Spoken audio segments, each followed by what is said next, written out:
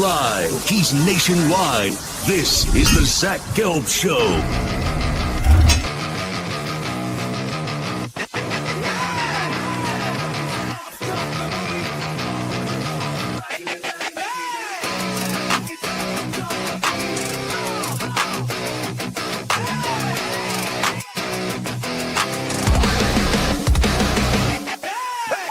Here's your host, Zach Gelb.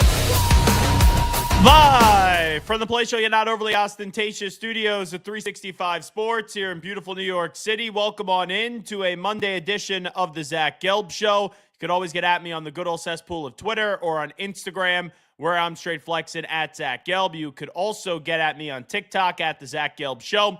But most importantly, youtube.com/@365SportsYT, youtube.com/@365SportsYT. Make sure you subscribe.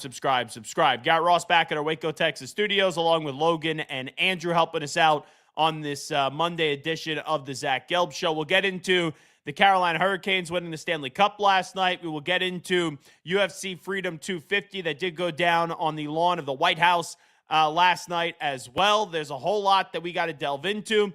The breaking news report from earlier today about Brendan Sorsby and what the Big 12 is trying to get, and how maybe Texas Tech may not be allowed to play in the Big 12 championship game. So there's a whole lot to do.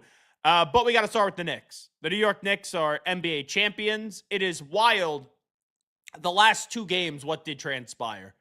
Where we all saw game one, where the Knicks were down by 13.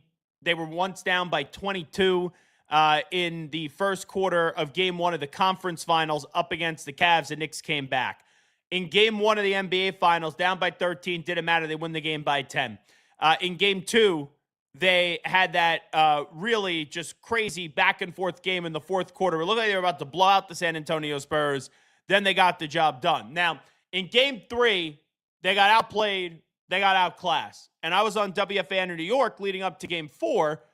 And I sat there and I said, this Knicks team deserves the benefit of the doubt.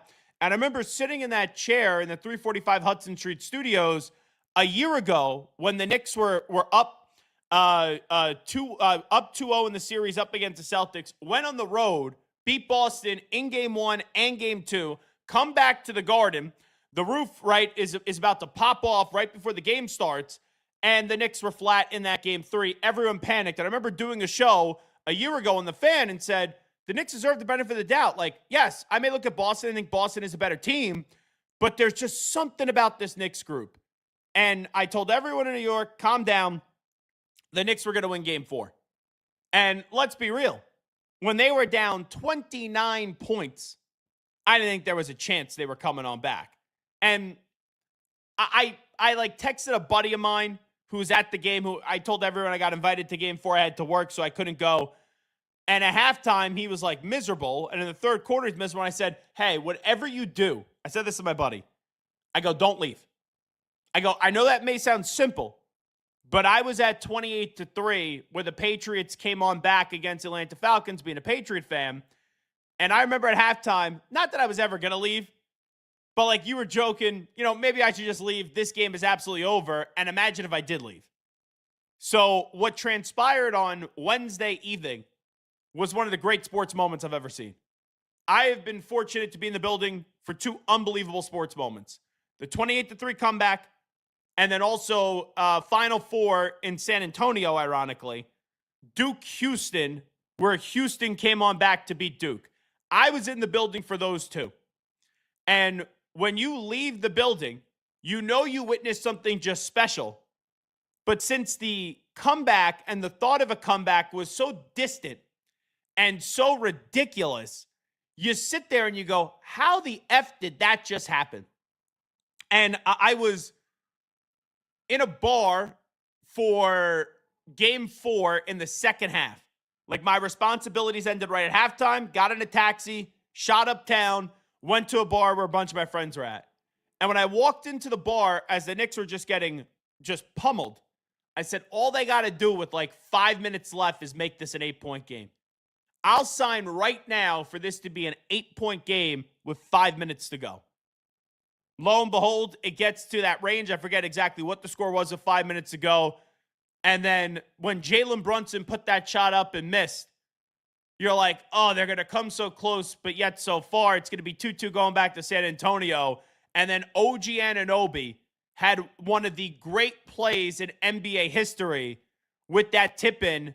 Ball goes in, Knicks win the game. And actually, an underrated part of that game that doesn't get talked about, because everyone's going to talk about OG Anunoby and the tip-in. What led to the tip-in was OG Anunoby having a block.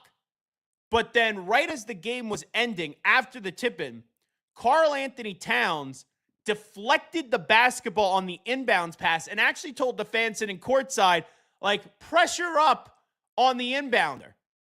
And the Spurs ran a play where I forget who it was, but you had a man rolling to the basket. If there's a good pass there, the Knicks may have lost right at the horn. They may have. But that deflection by Cat really changed the trajectory of the ball. And with what, like 1.2 or whatever seconds to go, that ended up having the Knicks win the game. And when you got to game 5, there's been a script really all throughout this series. When you got to game 5 and the Knicks were down, it's not like you're worried, because I didn't think there was a chance in hell that if this got back to the Garden for game 6, that the Knicks were getting back on a plane to San Antonio for game 7. And I get it, right? The Spurs ended up losing all 3 games on their home court.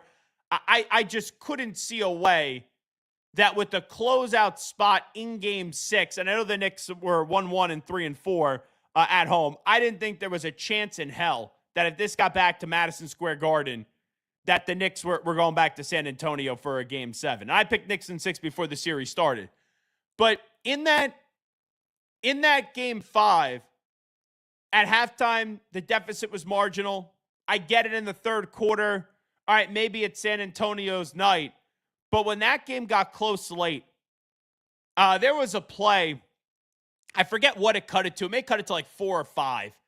With 6:30 to go. I was watching it back this morning.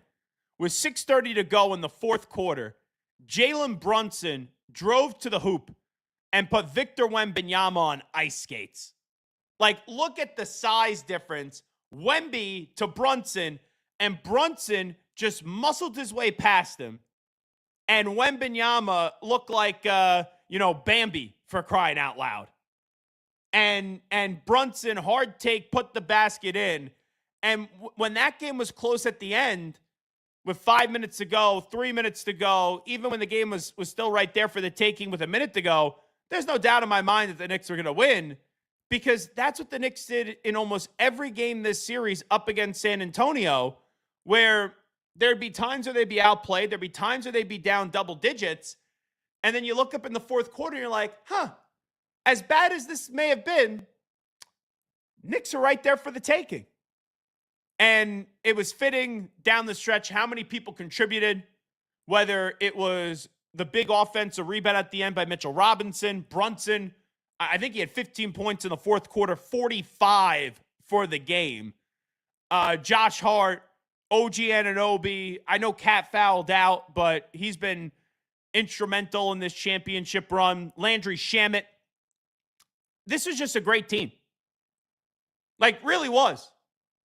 And what I love about this Knicks team the most is the turnaround. And really the adversity that Leon Rose and Jalen Brunson have really fought through. Because when Leon Rose became the president, I have an article hanging in my apartment of an interview I did with Rasheed Wallace and Stephon Marbury, both extremely critical of James Dolan making Leon Rose the president. And all Leon Rose has done since becoming the team president is win basketball games and be doubted. That's all he's done. He was doubted when he brought in Jalen Brunson. He was doubted when he traded for OG Anunoby. He was doubted when he traded 5 picks for Mikal Bridges. He was doubted when he traded Julius Randle and Dante DiVincenzo for Karl Anthony Towns. He was doubted when he fired Tom Thibodeau after going to the conference finals, losing, then bringing in Mike Brown. All throughout the way, Leon Rose, win, and get doubted. I've always said, why doesn't Leon Rose get the benefit of the doubt? And this guy made a Knicks organization that was a laughingstock, an absolute laughingstock. not only a consistent playoff contender, but then the last 2 years battling for a championship, and he just brought the Larry O'Brien Trophy to New York City for the first time since 1973. Like, if you would have told me this 7 or 8 years ago, I'd be saying, what crack are you smoking? Like, the idea of the Knicks winning a championship. But that's what Leon Rose has built. And also, it's fitting that Leon Rose gets doubted, that also Jalen Brunson gets doubted, because the two of them are like this. And Jalen Brunson, he's too small. Jalen Brunson wins a national championship at Villanova. Two of them, a National Player of the Year, falls in the second round, along with Luka Doncic, takes the Mavs to the Western Conference Finals. Dallas didn't respect him. He comes to New York. Oh, too much money. You can't give that money to Brunson. He'll never be a one in a championship team. And guess what? He's a one in a championship team. That's why I love this Knicks team so much. Yes, there's a togetherness, and there's so many likable players and players that are so easily rootable for, but you look at Leon Rose and Jalen Brunson, the two pillars of this turnaround, both just immensely doubted, and all they've done is win, win, win, win, win, and told, you can't do this, you can't do that, and now guess what? You got to shut up. You got to shut up. There's no more doubting Leon Rose. There's no more doubting Jalen Brunson. The two can never win a basketball game ever again for all I care. They're NBA champions. And they delivered New York City with the New York Knicks an NBA championship. It's an unbelievable story. It really is. And it's so cool. And I love when something is done unconventional in sports. Rose and Brunson, everyone doubts it. Everyone. Oh, it won't work. It won't. Like, I was the only one that was on an island saying, give these guys the benefit of the doubt. Trust these guys a little bit. Like, it's the Knicks. Something different's got to happen for this to ultimately get right. And I'm not telling you that I thought they were going to win a championship 2-3 years ago. No. But I was believing in their process. And now all the haters are silent. And if you're still critiquing, or if you're still saying, oh, they didn't beat anyone en route to a championship, just shut up. Like, all I heard was, oh, the East is so easy. They'll never beat the Spurs. I picked the Spurs in 6. People thought I was cuckoo. Oh, sorry, I was wrong. They won in 5. 5. I was wrong. I gave San Antonio an extra game. The Knicks won in 5. So don't be an imbecile on social media that just can't accept what happened. And that's the Knicks winning a championship. And let me tell you, there's 2 blocks up. There's going to be a parade here on Thursday. And I'm going to that parade. You bet your ass I'm going to that parade. And I can't wait to see what that parade is going to look like. I'm actually very annoyed because I have a beautiful roof here in my New York City apartment. You would think you'd be able to see the parade route from my parade since we're only 2 blocks away, but because of how tall the damn buildings are in New York, when I did some preliminary scouting about a week and a half ago because I thought the Knicks were going to win the championship, I realized that you're not going to be able to see, down the street. So that's my debate now with my friends, Garrett. How early do we have to get to the parade? The parade starts at 10 a.m. We are a hop, skip, and a jump away. We are literally a block and a half away from the parade. Not even 2 full blocks. A block and a half away from the parade. And, I don't know what's real on the internet or not, but they recommend for a 10 a.m. start time on the parade, getting there at 7:30. Now, if I just have to walk up a block and a half, like, do I really have to get there at 7:30? I don't know. Man, I would think, honestly, earlier. I wouldn't be surprised if there's going to be people probably waiting all night for this. And I wouldn't be shocked if people needed to start getting there at like 6. Just the crowds we saw after the game, man. So it ends at City Hall. Yeah. Like where I'm located like right next to where the Twin Towers used to be. So I'm gonna get the beginning part of the parade, and I'm good with That's that. all you need. Like, I don't need to go and stand outside with the speeches. I'll watch all that on TV. Right. But I just want to see the floats go by. And I was a little annoyed, if I'm being honest, that I was not in New York. I was in Maine this weekend. I thought about that. And I was like, part of me was like, I'm not going to get picky on how the Knicks win a championship. But I'm like, if they lose this game, then get back into the city, then I'll be here for it. But at least, I actually, you know what I got invited to? What? I got invited to the U.S. Open, 2 all-access passes on Thursday. Dude. And I told my guy, the great Steve Sands from the Golf Channel NBC Sports, he's like, hey, got 2 extra passes for you if you want to go. And Sandy's son actually works for the Knicks. Oh, wow. I was Steve Sand's son's camp counselor, actually, at Pine Forest Camp that Leon Rose also attended. You got a whole pipeline up there. Yeah, oh, my God. I see that. And Steve went to the camp, so we're close. And he goes like, hey, like, I know you live in New York. I got a bunch of extra passes for the U.S. Open. Would you want to go? At first, I was like, yes, absolutely. Yeah.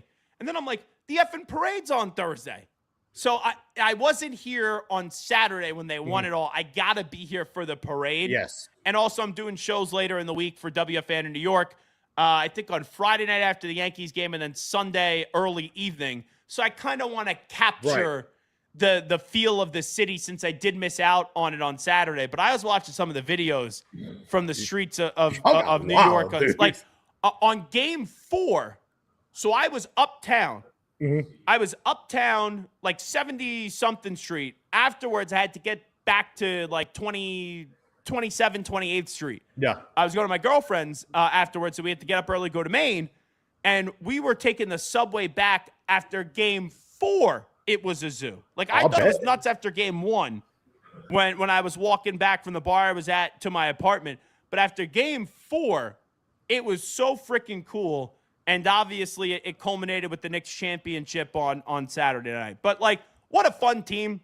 And quite frankly, everything that I bitch and complain about with basketball, which is a lot, by the way, a lot, the Knicks are the antithesis of everything I bitch and complain about with the NBA. Because they're just a tough team. They're a gritty team. It's really no ego. It's 3 guys that went to the same college, and Josh Hart, Mikal Bridges, and Jalen Brunson. Cat is so likable with all the hate that he that he gets. OG Anunoby is just a silent assassin. That dude is a silent assassin. And how can't you feel great for Mike Brown? Like afterwards, who let the dogs out? Who? Like, come on, Mike Brown, do a little who let your dogs out on national TV after they win a championship. All righty. Let's plow through some of these videos, get in the reaction from on the court in San Antonio. Here is the architect of one of the great sports turnarounds that you'll ever see, Leon Rose. Who, by the way, Leon don't speak to the media. People in New York, they lose their mind over that. Leon kind of, with all the distractions, all the drama, just kind of stayed out of the way, kept his head down, went to work, and orchestrated this comeback. And, you know, would I prefer Leon, right, to speak publicly? Absolutely. Like, who wouldn't? But I think it was smart what Leon did because knowing Leon, he's not a me guy, right? Even after the Knicks punched their ticket to get to the NBA Finals, he did not speak publicly. And Leon knows how the NBA works and all the distractions that comes with the Knicks. So it was like, I'm going to go into, my corner office. I'm going to do all the work. And I just want to get out of the way because anything I say when some patience was going to be required, I think is going to get spun. That I haven't talked to Leon about that, but that would be my thought on the philosophy.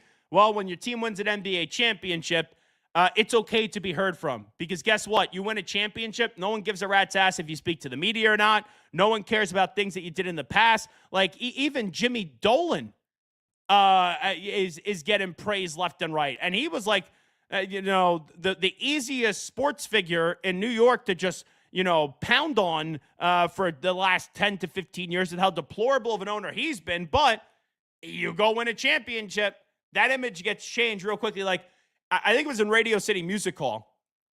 They are showing Garrett, Mr. Dolan on the screen, and the fans are booing. and we'll play you the clip in a bit. And he's like, New York, I apologize that it took so long. They're like, yeah. Yes. And that would like kind of encapsulates it. Like, we're going to boo you one last time, and then we're going to cheer you because you won a championship. Let's hear from Leon Rose, the president of this great turnaround, the architect of the Knicks being NBA champions. Here is Leon Rose addressing the fans inside of the arena in San Antonio.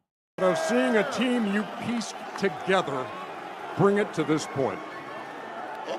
It's really, there aren't really words you can put into what these guys have done, the character that they have, the fight they have, the grit they have, the never say die. That is incredible the run that they've been on. The guy behind you right here, Karl Anthony Towns, has said you have instilled a family atmosphere. How did you do that? just by caring about each other, and making sure that we all look out for one another, have each other's back, sacrifice, and do it for the better good. Well done. Congratulations on a championship. There you go. Leon Rose, the architect of the Knicks NBA championship run. Let's go from the most important person behind the scenes to the most important person that you see on camera. That, of course, is Jalen Brunson. Here was a speechless Jalen Brunson after dropping 45 points, becoming a finals MVP, and hoisting the Larry O'Brien Trophy to the New York Knicks organization for the first time since 1973. Here is the small, right? J-Lo, too small, can't win a championship, can't do this. Shh, shh, shh, shh, shh. Just be quiet. Just be quiet now. Here's Jalen. We can talk about it now. You're a champion. What is this moment feeling like to you?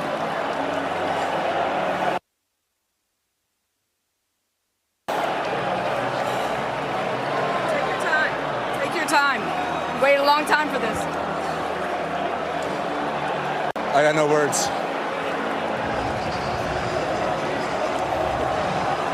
Everything I ever dreamed of. I took a picture, actually. I was at the shore during March Madness. And Jalen goes to the same shore town that I go to ever since, I was a kid. I remember seeing Jalen in the same shore town probably since we were both in college. And there's this new tequila bar that opened up in our shore town. And I remember I was going to the bathroom when I was there for March Madness. And you know how like in those restaurants and stuff like that, Garrett, there's like personal liquor cabinets and things like that with the names. Yep. And as I'm walking to the bathroom on the rooftop level, I see one that says Allie and Jalen Brunson. And I just took a photo of it. Right. And I go, it's probably like a good photo just to have that I could maybe use as content. And I did post that on Saturday night when they won it all. And I was like, time to crack open that cabinet. So there will be a celebration here in New York City, probably a celebration down at the Jersey Shore all summer. But, Jalen's someone that it's fitting that he could barely speak in that moment. Right. Because he probably could have said a lot. And I saw in his post-game press conference, that was the interview on the court after the game. But I saw in his post-game press conference how he said, should I talk my shit? You know what, maybe I won't do it because I didn't do it. And I just thought of a lot of things when people have been critical of me. He could say what he doesn't need to say anything. He doesn't have to. Because that's the thing. You let your play do the talking. And Leon Rose on the court always let the Knicks play do the talking. And Jalen Brunson is the same way. But you think about how often this guy has just been doubted. Like, I have a unique perspective because a lot of people thought Jalen was going to go to Temple. Right. And then Jalen goes to Villanova. And I would see games where Jalen Brunson would come back into Liacouras Center where the fans would be giving it to his dad, would be giving it to him, like ruthless with the whole story. If you know, if you go look the story up online on why what happened with Rick Brunson. And Jalen would just show up, like casually walk on the court. You're like, that dude's different, and just drop basket after basket after basket after basket. And that's a guy that won 2 championships at Villanova, was the National Player of the Year. And like we talked about this before, there are great college football players that aren't, great professional players. Great college basketball players that aren't great professional players. Like that happens. But for that dude, with the position that he plays and the leadership that he has, to be a second-round pick, and I get it. Like, if you're designing up a guard, you're not designing up Jalen Brunson, but there's something you can't draw up, and that's heart. And that's like determination. And you see what he's been able to do where in college, you'll never do this, you'll never do this, you'll never do this. Did all of it, and then some. Then he gets to the NBA, second-round pick, right? A slap in the face, second-round pick. You then go and with Luka Doncic, you get to the conference finals. The Mavs gave him an insulting offer. He then goes to New York. And how many guys through the years ran away from New York? Oh, tons. And wouldn't take on the challenge of trying to turn around the Knicks. Jalen Brunson ran to New York with someone that he trusted in Leon Rose. Dad comes along, And they go and bring respectability back to the Knicks. And honestly, for most people, that would have been enough. Yes. Like just making the Knicks a consistent 50-win team, some stability to the organization, a watchable product, not being a laughing stock. Oh, no. They take this thing to a conference finals a year ago. Now they take it to the next step, to the NBA finals, and then the ultimate step of winning a championship. And it's like, now there's nothing left for Jalen Brunson to accomplish. And like, here's the other thing. This is another point that I will make. Leon Rose needs to be in the Hall of Fame. And this win, no doubt about it, Jalen Brunson is a Hall of Famer. Because the Basketball Hall of Fame is not just for the NBA. It's your entire career. And look, Jalen Brunson has won 2 national championships, also won a college basketball player of the year, now is an NBA champion and a finals MVP. And Leon Rose is the architect behind one of the great sports turnarounds that you ever see, where the Knicks go from an absolute laughingstock to a respectable organization, 50-win seasons, multiple playoff appearances, and now NBA champions. Like Leon Rose, Jalen Brunson, Hall of Famers, check, check. And it's so cool to see the togetherness of the two, where all throughout the way, Leon Rose is doubted. Can't sign Jalen. Never going to work making Leon the president of basketball operations. He's just an agent. Don't trade for OG Anunoby. Did they give up too much for Karl Anthony Towns? 5 first-round picks for Mikal Bridges. Oh, yeah, by the way, you get to the conference finals, then you fire the coach in Tibbs, you hire Mike Brown. Everyone's calling Leon Rose an idiot, and all this guy does is win. All he does is win. And how many people have doubted him and just refused to give him the benefit of the doubt is mind-boggling. And the same damn thing for Jalen Brunson. Going back to college, then what he did in Dallas, now what he's done in New York, all throughout the way, these guys have just been doubted.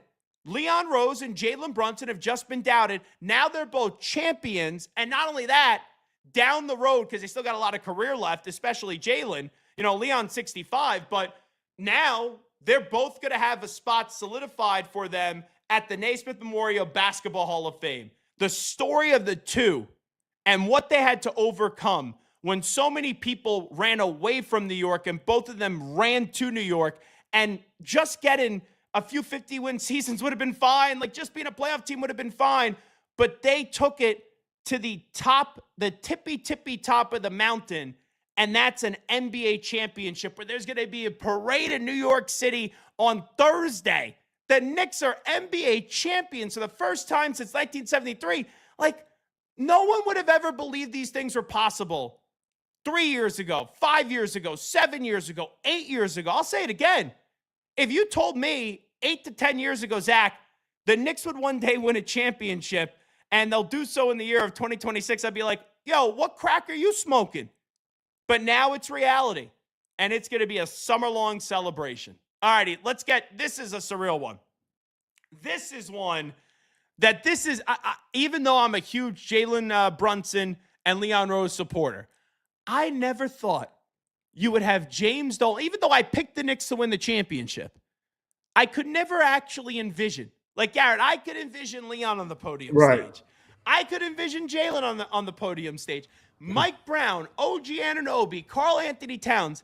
I never in my twisted brain thought, like, imagine Dolan getting on the podium, accepting a Knicks championship trophy. And, you know, I know a lot of stuff has got politicized, him and Mayor Mamdani. The studio that I did the show on Wednesday, Dolan was in there like a few hours before doing an interview with Craig Carden and Chris McMonagle. And Dolan saying, I'm guaranteeing we're winning game 4. We're winning an NBA championship. And I'm like, oh, my God, like, what an interview for an owner in an NBA Finals, guaranteeing a championship. He did it after they won the NBA Cup that they're going to get to the NBA Finals. He said that's why they're not going to hang the banner for that stupid Emirates Cup, which, by the way, the Knicks won that too. Yeah. Let's remember that. But, like, I don't really care for that. Nobody cares. One banner. But Dolan, the day of game 4, like hours before the ball tips off, is in a New York City radio station, WFAN, fighting with the mayor, guaranteeing a victory. And then on Thursday, you had Wednesday night, you had the great comeback. Mm-hmm. And then on Saturday, he's on the stage in San Antonio accepting the championship trophy. And he had this message to New Yorkers. in January that thought that you're going to be standing here on this night? I saw a team. We were a team. We've been a team the whole time. But I want to say something to New York. Hey, New York, I'm sorry it took so long, but here we are, and hopefully it won't take that long again. Yeah! It's weird, Garrett. And I can't believe I'm going to say this. Mm-hmm. And I know that James Dolan has done some despicable, deplorable things. Yes. And he's been a huge villain in New York. Him, and I thought this Saturday, him saying, sorry it took so long, hopefully it doesn't take that long again, and then putting his hand up in the air and just screaming, yeah! I actually felt good for him. It's weird. I can see how. Like he's it's like his wounds were self-inflicted. Right. And I understand there's more to this, but America loves like the underdog story. Come back, yeah. And even though like he's a rich kid in Dolan and like he was born into this, with how bad he made it, to now be an NBA champion, like he deserves credit. He does. And even me, and I have been very critical of him, and I turned that around 2 years ago, seeing the success of Leon and how unconventional it was. Like, he deserves the moment of putting his hand up in the air and like a little 7-year-old kid just screaming out, yeah!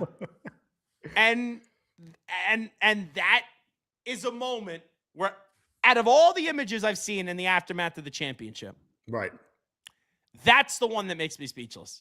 Because, like, that's the one that even though I picked the Knicks all throughout this journey and I picked them to win the NBA championship, I just never let my brain process the image of what it would be like to see James Dolan celebrated with an NBA championship. No, it's wild. I mean, he was one of those owners that you threw up there in the doldrums of just terrible owners. One of the worst owners. Like if you ever did a national topic, who's the worst owner? Like the joke could be, is it Daniel Snyder or is it James Dolan? Yeah, it's to watch the turnaround. But it goes to show, right? If you can get out of your own way and you make the right hires, then anything is possible. And I think that this should be an example for other organizations who have struggled in the past. Just like, dude, make the right hires, get out of the way, and let people cook, and you can win a championship. Let's get to Mike Brown. So leading up to the NBA Finals, I text with Mike Brown quite a bit. And right after, like hours after they won the conference championship, he said something to me along the lines of, our guys have played really well. We got to play even better in the next round to win a championship. And he was locked in. And Mike Brown could be a little bit goofy. Mike Brown has been a good coach for a while. I thought he got screwed in Sacramento. Cleveland, the second chapter probably should have never happened. The first one, I know all the credit's going to go to LeBron, but, that team was not that good that got to an NBA Finals appearance, and they ended up losing to San Antonio. But this is just like a good, genuine guy in Mike Brown. And sometimes, like, good, genuine people don't win championships. And he was the right guy for this job because very little ego, is willing to listen to the players and really take feedback and not be just stuck in his ways. Like, that's the thing with Mike Brown, is you've seen the way that he's adjusted and you've seen the way that he's adapted. And I look at Mike Brown, he was obviously the right guy for the job, but when he shows up to the NBA Finals, right? Like, serious moment, big stage. Mike Brown was Mike Brown. And he got to the camera, got to the podium before game one, and he was like, who let the dogs out? Who? And he knows that if they lose, everyone's going to clown that moment. But Mike Brown wanted to be Mike Brown in that moment. And the players, you could tell, love this coach. Where Tibbs, I have a lot of respect for Tom Thibodeau. Like, the Knicks would not be where they are today without Tibbs. He was instrumental in this turnaround. But sometimes coaches reach their apex. Like, look at Sean McDermott with the Buffalo Bills. Sean McDermott did a wonderful job in Buffalo. I don't care what anybody tells you. From where they are to where they are now, to where they were to where they are now, Sean McDermott, I didn't make the playoffs like 20 straight years or something like that, or 16 years, something like that in Buffalo. All they were a consistent playoff team competing for a chance to go to the Super Bowl under Sean McDermott. But I remember when we talked about Sean McDermott, it was like, it's time to move on, because when you're building a house from the ground up, sometimes you get like 80% of the house done, and then you have a dispute and you bring somebody else in to put the roof on top of the joint. Like Tom Thibodeau built the majority of this house, but they needed somebody else to put the roof on top of the joint. And it was fitting, after winning the championship, how the series started to where we are now, Mike Brown went back to Who Let the Dogs Out. Play it.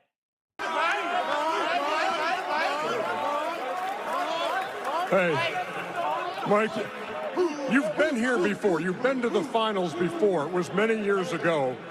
But I'm thinking you prefer this outcome a little bit more. Hey, who let the dogs out? Who let the dogs out? Who. We got some dogs on this team, baby. New York City is full of dogs, and we came to get it.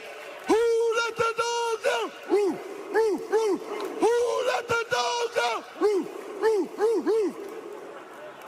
Way to put me in the most uncomfortable position of all time. Hey, look. Can I have one criticism of that? Yeah. And Ernie Johnson is a Ernie's consummate professional. glorious. Like, do we really need Ernie Johnson there saying I'm in the most uncomfortable position ever? No. It's a great moment. There was nothing uncomfortable about it. Let's get to Patrick Ewing. Legendary Knick. Had so many moments where the Knicks were right there and couldn't get to the top of the mountain. That was also the cool part about this too.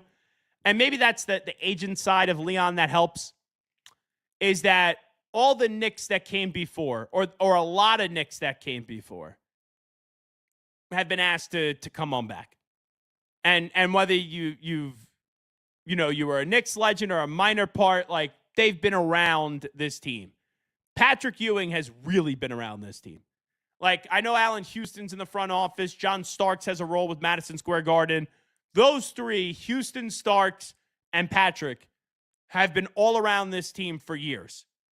And it was cool, even though Patrick couldn't do it as a player, to now be embraced by the current players. Because sometimes current players, they don't have respect for the past, especially in the NBA, where it's like the old guard versus the new guard. They usually butt heads a lot. But this Knicks group, and maybe it's a credit to Jay Wright too, because I remember those Villanova teams being around them. They had a lot of respect for the Raleigh Massimino teams, and that's like a true family. And the Knicks do feel like a true family. So let's hear from Patrick Ewing after the Knicks win a championship. I feel like it's a long time coming. It has been a long time coming. The last time we were here in '99, I had tears of sorrow. Today I have tears of joy. It's a dream come true. We have had this goal. Myself as a player, myself as part of the organization, we've had the dream of getting to this point and winning the championship, and we finally have achieved it. The last time we was here, Tim and David was having a party against us, but tonight it's ours. Speaking of '99, I know it's not quite the same, but does this at least a little bit make up? Oh, it definitely makes up for it. They got us back then, and we're able to get them now. When you look at this series, Patrick, I think throughout the playoffs, especially, frankly, a lot of us here in San Antonio thought whoever wins the West is going to win the NBA title. But what the Knicks did on this run, just magical, and I don't know if Team of Destiny is kind of too, flaky, too cliche-ish. But your thoughts here on what this team was able to pull off? I'm going to let y'all call it whatever y'all want to call it. I just think that the guys did what they needed to do. Everybody did their part in every series to get us to this point, and Jalen was the captain to take us over the top. and as one of the greats, especially big men in the league. Your thoughts here on Victor Wembanyama I love moving him. forward? I love him. I think he's special.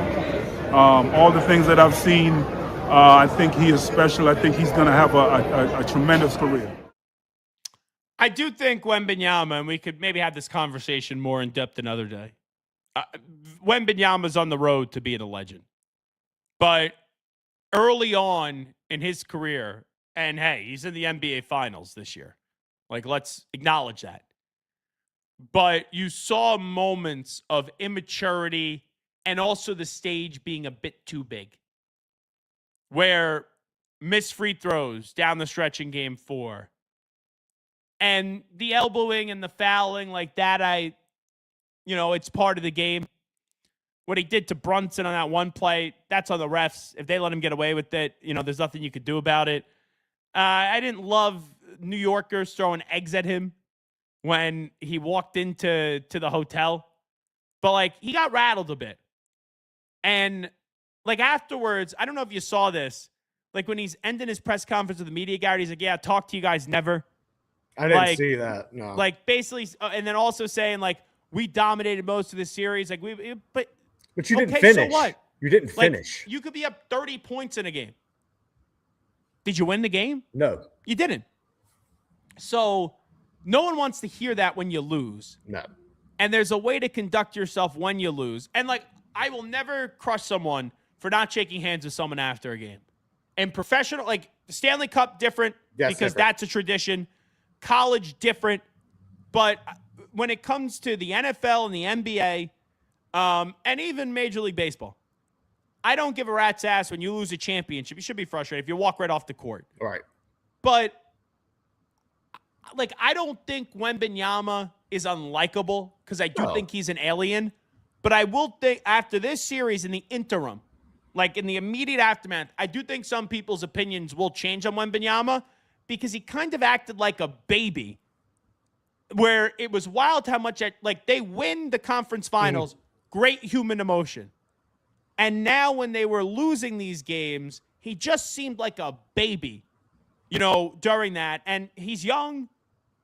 We talk LeBron had some ugly moments, not the first championship. I can't crush him for the loss in that first championship, but the second one when he was in Miami, I don't think LeBron played well. I don't think LeBron handled that well. And we all know what LeBron has turned into. But that's another reason why I like the Knicks going into this series is it took LeBron losing twice in the NBA Finals until he got his first ring. Correct. I just kind of felt like Wembanyama, who is so great and is phenomenal, was going to need a little humbling moment before you get to the top of the mountain. In the NBA, I think you got to lose a few times before you end up winning a few. No, and it helps that he's got a good core around him. It's not just Wemby, it's Castle, it's the other guys. They're going to be really good. And Harper, honestly, yeah, they're going to be good. I get it. I understand you can see the emotions, the immaturity at times from Wemby, but I also think that comes from the him being French. That and it's well, not like that, but just the playing overseas and how different it is, and just all of that carried over. And they're being the French. We can throw that. They're the French. But no, those Frenchmen are rude. Let me tell you, yeah, very rude. But no, dude, I don't have a problem with it. I just think you saw immaturity, and I think you saw the emotions of a guy who is not used to losing, and it just kind of came out. I've seen a lot of videos throughout this Knicks run. I bookmarked this when I think they were up 2-0 in the NBA Finals. This is when I saw it. I don't think there is a better video out there than that encapsulates the Knicks winning a championship. And this is done obviously before they won the championship than this 3-minute video that we're about to play. So we'll play this. We'll come out of this. I'll toss the break, and then we'll get into a little bit about Brendan Sorsby as we'll put a bow on the Knicks winning a championship. But just watch these 3 minutes, and this kind of details what the Knicks have been through in order to get to today where they are NBA champions. I don't trust the Knicks. What do you mean you don't? I'll deal with you in a minute. Let me talk to Big Perk. The third pick goes to the New York Knicks. I'm hurt. You look devastated. We needed him. You lose Kevin Durant. You lose Kyrie Irving. That's bad. You lose them to the Brooklyn Nets. Derrick Rose just told NBA.com the Knicks are a super team. I've seen this movie before. I'm not falling for the banana and the tailpipe. Pause. We'll start there. Carmelo Anthony. No, he didn't have a lot of help. Doesn't get it done. Stephon Marbury, let's get a New York guard. No, it doesn't get it done. Another New York guard. Mark Jackson, let's get it done. Ross Strickland, it doesn't work. The big free agent signing, I wanted to be the first one to get you a Julius Randle jersey. I hope you rock it with pride. You don't want me to be sad right now. You wanna dance on my grave. RJ Barrett is gonna be the guy. He's the best player in the draft. Toronto's own RJ Barrett. I need you guys to know something. You're gonna be just fine with RJ Barrett. All right? Yeah, baby!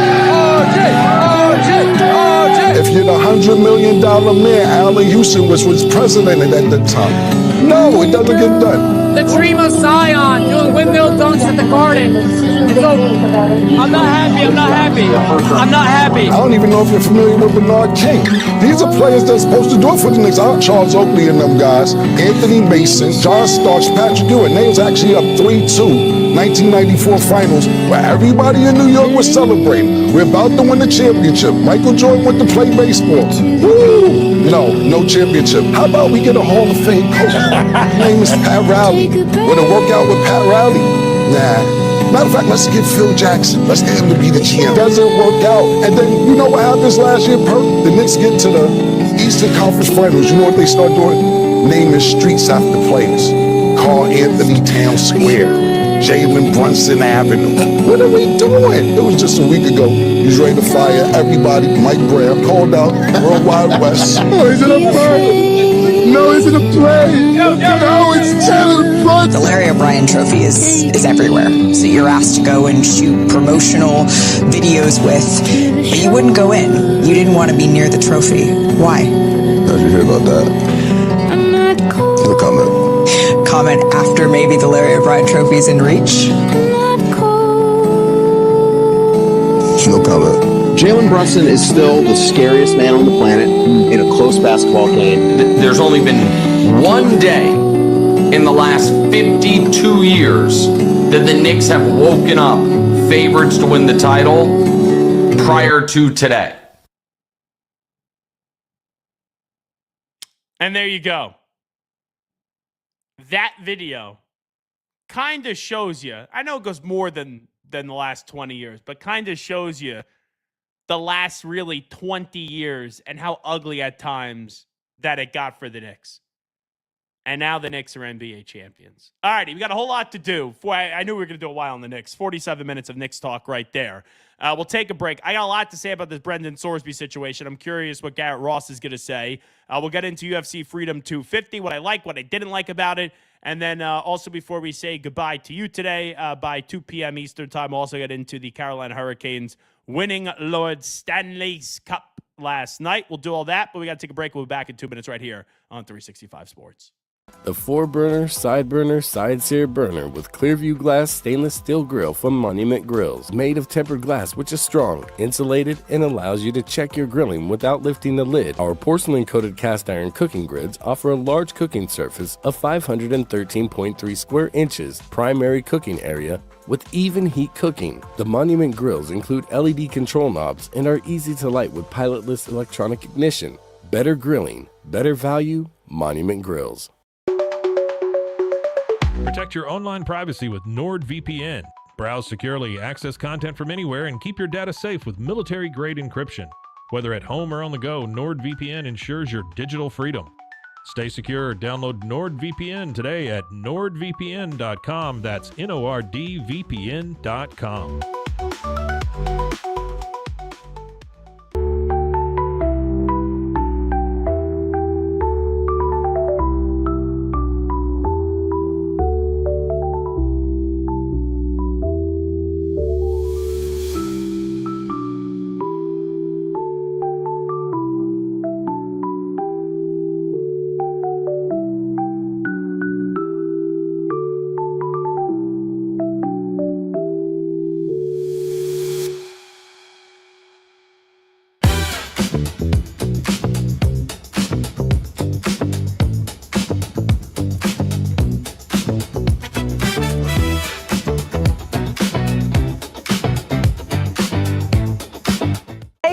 I'm Abby Dommett, 2023 CrossFit Games athlete, and I use Airwave because it helps me breathe easier and stay more relaxed during my workouts. 1, 2, 3, 4. Very discreet. He's live. He's nationwide. This is the Zach Gelb Show.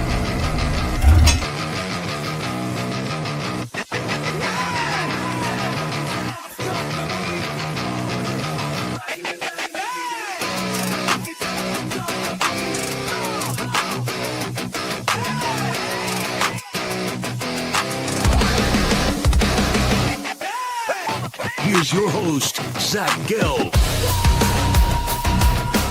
Alrighty, welcome back in. It is the Zach Gelb Show on 365 Sports. Garrett, let's get into this Brendan Sorsby situation. So, where we were at last when we last talked about this was he got the injunction. He's allowed to play this year, 2-game suspension, and then the Big 12 athletic directors outside of Texas Tech have been consistently critical of the ruling, and they don't think that Sorsby should be allowed to play football this year. So with your mark being put in a tricky position where you have to operate what's in the best interest of the conference, you basically have all the other schools besides Texas Tech saying, hey, this ain't right, he can't play. And then you basically have Sorsby and Texas Tech sitting there saying, no, like, it's a 2-game suspension, and then we should be able to play. So we were trying to figure out what's going to happen here. And, like, what can the Big 12 even do? Well, we got our answer today from Ross Dellinger, or the start of the road to the answer. So the Big 12 has filed a complaint seeking the authority to sanction Texas Tech if Brendan Sorsby takes the field this season, per Ross Dellinger. Now, let's get into the potential punishments here. And I'll just ask you this. Is the juice with this even worth the squeeze? And I'll get to the potential punishment, which would basically be, and I'll read the whole thing, but it's basically like monetary situations with fines, or the big one, which would be not letting them play in the conference championship game. But, like, if Texas Tech is undefeated, they don't get in a conference championship game. All right, like, is the College Football Playoff Committee, which is independent outside of the Big 12, are they going to keep Texas Tech out of the College Football Playoff if they're undefeated and they don't get to play in a conference champ? Like, my answer would be no. I would personally put them in. No, I think in that situation we would see it unfold similar to how we saw the ACC unfold last year, where Miami was the best team and they got in the playoff regardless of not playing in the conference championship game. I think if you held Texas Tech out and didn't allow them to play in the Big 12 championship, it doesn't matter who goes and wins it. But that's the fascinating thing, because by the letter of the law, right, it's the winner gets in the playoff. But we saw that with last year with Duke, or no, it was Virginia that won and they didn't get in. No, it was Duke. It was Duke, yeah. They won and they didn't get in. I would think that when we see a similar situation, if Texas Tech is hands down the best team, they're undefeated, there's no way you could not let the undefeated team in. The rule is the 5 highest ranked conference champions get in. So, like, if BYU beats Houston in the Big 12 championship game, because Texas Tech isn't eligible to be in there, you know, is a 2-loss or a 1-loss BYU with the Big 12 championship being one of the highest ranked team? Absolutely. Like, people aren't going to have the appetite. I know last year was a weird year. Right. People aren't going to have an appetite to see 2 G5s get in James Madison and Tulane. Like, people aren't going to want to see that moving forward because either of those games were close. I don't think we are going to see it moving forward either. I think it'd be very tough.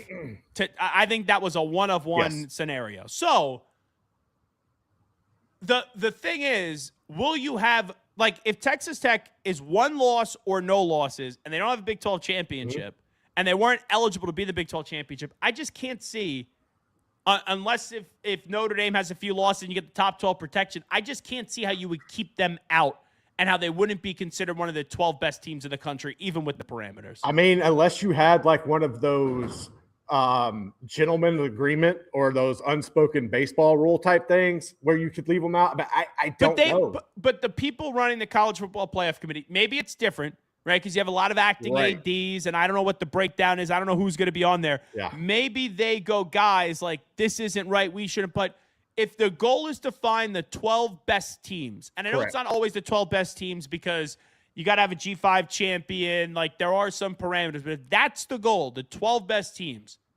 if Texas Tech is 1 loss or fewer, so 1 or 0, and they don't get to go play in a Big 12 championship, how do you keep them out? Like if Alabama last year with 2 losses could get their 3rd loss and be out of the and still be in the college football playoff, but why then would we penalize Texas Tech for not being able to go if they were if they had the record to go, but the Big 12 said we're not letting you play because of the Sorsby situation? I would, as a college football fan, would say let's see the 12 best teams, and Texas Tech would be them. But here's what was written by Ross Dellinger. According to the filing, Big 12 conference officials, university presidents, and athletic directors have requested that Tech not play Sorsby. But Texas Tech has not agreed, resulting in the conference considering a variety of sanctions. Big 12 presidents and chancellors are scheduled to meet later this afternoon, though a decision of sanctions not necessarily expected. Then, if votes were to occur, however, the complaint says, some of the potential sanctions the board could consider under the bylaws include monetary sanctions and or a ban on the competing in the Big 12 championship game. There is considerable concern within the Big 12 that the league will incur reputational harm and irreparable damage to public and member trust in the integrity of league compensation if Sorsby were to play, and is concerned that the Red Raiders would take a spot from another school in the league championship game with the player that has acted contrary to the conference values. I'm sorry, I'm out in the Big 12. I don't know about that. Here's why I'm out in the Big 12. He got the injunction. Yeah. You may not like that he got the injunction. You may think it's unfair. You may think that he should not be able to play. He's going to serve a 2-game suspension, and according to the courts, he's eligible to play. I think you just got to take your ball and go home with this. Like all the Big 12 ADs bitching about this outside of Texas Tech, all the other schools outside of Texas Tech bitching about this. Like, I understand why you're mad. I get it. But at this rate, if they're saying he's allowed to play, the onus shouldn't be on to the Big 12. Oh, Texas Tech, you shouldn't play him. Like, what kind of crock of shit is that?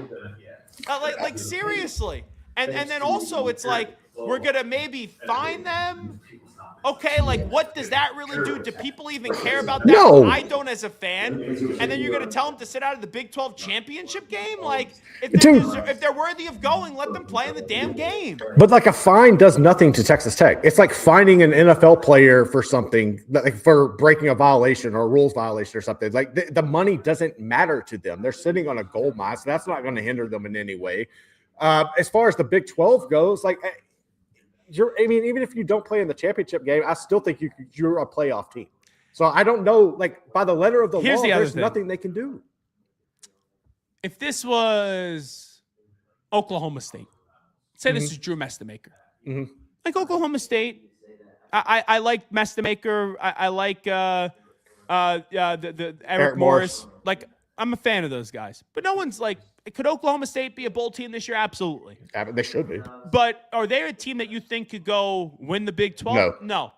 So if it's like one of those teams, and this was Mestamaker got caught up in this situation, are there ADs that are up in arms about this because gambling is gambling? Yes. But I do wonder how many people in that room are like, hey, we go win the Big 12 this year if Texas Tech isn't it, and if we basically take Texas Tech out of it. But this is my problem with college athletics. They let the results play out. Yes. And we watch a regular season, and then they try to go, oh, you're going to be ineligible to the postseason, or, oh, the championship you won. We're going to take it away. We can't view it right now, so now we have to vacate it because of things that happened. Like, if the judge is saying, serve a 2-game suspension, then you can play, everyone else, like, tough luck. Like, seriously, tough luck. You may not like it. You may not want to accept it. But if he's going to be on the field, don't tell me that he could play, win games, and okay, he's going to play, but then you get to a conference championship game, oh, now we have to take the whole program off the field. It's rancid. No, if he plays, if he's allowed to play this season, then he needs to play. He needs to be eligible to play in all of the games available to Texas Tech. I don't think he should be playing, but at the end of the day, that's where we are. The rules are he's allowed to play, so you got to deal with it. But like, for example, if you did something that I didn't like, and there was a court case, and they were like, no, Garrett has to just serve a 2-game suspension, and he gets his job back. I may not like it, but it's like, that's the legal process obviously could have flaws and things that you don't like about it. But if that's what the courts are saying, and that's the guidance, just because you have all these fancy schmancy athletic directors in the Big 12 that are all upset and got their panties in a bunch. Like, now we have to placate to them. Like, now we have to genuflect to them and basically say, okay, it's you guys because you're all annoyed that the best we could do is either fine them or say, hey, you're not going to be eligible for the postseason if he plays. And, like, if I'm Tech, I'm not saying, okay, because, like, this is what they're trying to do. They're trying to strong-arm Tech into not playing Sorsby. So if we're going to take away a conference championship game appearance if you get that, in the year of 2026, I don't think that deters a team from saying we're not going to go through with our quarterback and Brendan Sorsby. Especially when, like, there's already talks on the table that these championship games be going away anyway. So it's not like it's truly matters. I mean, I think if he's eligible to play, he needs to be able to play. We got to swallow it, deal with it. It sucks. It is what it is. But there's no changing it. Like, unless you want to actually go out, pass the laws, get the CSE things put in place, and actually establish some rules, this is what we're doing. We're just spinning our wheels, and you got to accept it. Kenneth Maynard writes, the college football playoff can leave Tech out. This is an invitational tournament. Well, two things on that. They can, but they're also not the Big 12, and they're also not the NCAA. True. So why would, even though there's crossover, right, like on the committee, but here's my question. If Texas Tech is allowed to play their season and they're allowed to go to the Big 12 championship game and win it, you can't leave them out. No. Because they would be one of the 5 highest ranked conference champions. Now, if they're not eligible to be in the conference championship game, and let's say if they were eligible, they would be in, and it's not like, oh, they had like 3-4 losses, it just wasn't a year. But if they have 1 or 2 losses and they're eligible to be in that game, or like they would have been in it, they would have qualified for it but aren't eligible, why would anyone on that committee, outside of the seriousness of what incurred, integrity of the game and all that stuff, but if your goal is to find the 12 best teams and they are allowed to play their season with Sorsby as their quarterback, why would you ding them for, because the Big 12 had to go side with all the other ADs and said, oh, Texas Tech isn't eligible, and like you don't even know if they're the true Big 12 champ. Like, that's the other part too. I understand BYU fans and Houston fans. I'm just going to say those two because I think those are the second and third best teams in the Big 12. Like, there may be part of those fan bases that say, hey, all right, Sorsby shouldn't play. Sorsby isn't eligible for, like, the Big 12 championship game, increases our chances of getting in there. But if you win and Texas Tech wasn't eligible, like, yes, technically you would be the Big 12 champions, but wouldn't you rather go play the best? Yes. Like, it's not as if they're saying you're out for the entire season. That's the thing. If they said, Texas Tech, you put Sorsby on the field and you want to put him on the field, the moment you do that, we're banning you for the rest of the Big 12 play for the rest of the season. That's different. But if you're going to play the damn games, don't do 95% of it and the last 5% go, oh, you're going to be ineligible for the last 5%. It also just feels like this is a publicity stunt at the end of the day, because if you truly wanted to get them in trouble or you wanted to, like, punish them, why wouldn't you say we're not going to allow you to play or represent our conference in the playoff? Like, that would, like, have more cadence than saying we're just going to fine you and not allow you to play in the Big 12 championship game. Yeah, Daryl Peaks, by the way, says in this YouTube post, in the YouTube chat, that he thinks eventually the Big 12 will break away from Texas Tech and Texas Tech will be an independent.